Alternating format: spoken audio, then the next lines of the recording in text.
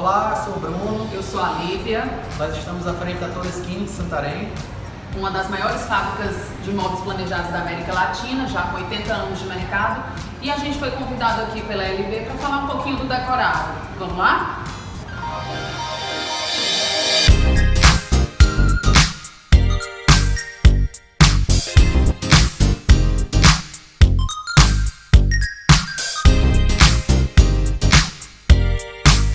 Oi pessoal, dando seguimento, na semana passada a gente falou um pouco do closet da Suite Master e hoje a gente vai mostrar para vocês um pouquinho mais de detalhe das outras duas suítes.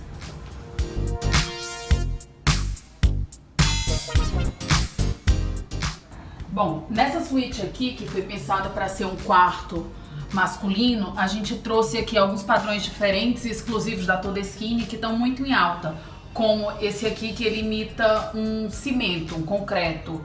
E tem gente que não acredita, mas isso aqui é madeira e é madeira Todeskine.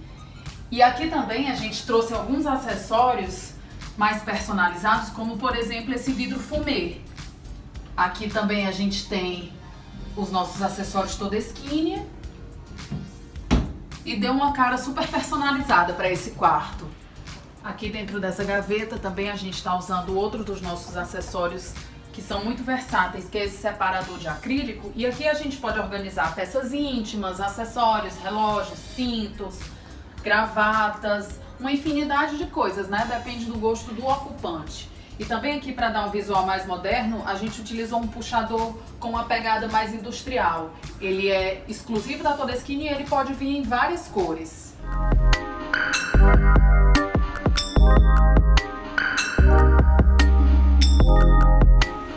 Agora a gente vai dar uma passadinha no quarto da menina e aqui eu queria aproveitar para falar um pouquinho para vocês do Life Colors, que é uma opção de 4.000 variedades de cores que você pode personalizar a cor que você imaginar. São 4.000 opções de cores.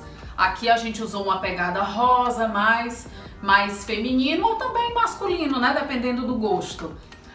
Outra coisa que a gente tem sentido que incomoda muito as pessoas são aqueles acessórios de fixação aparente.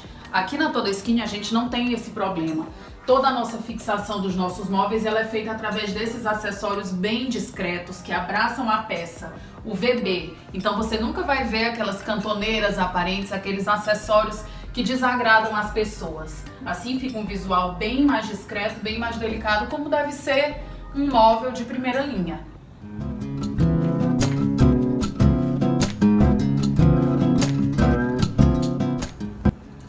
E aqui a gente mostrou um pouco mais de alguns acessórios diferenciados que a Todeskine tem e na semana que vem a gente vai mostrar para vocês mais detalhes de acessórios de banheiro. Até lá!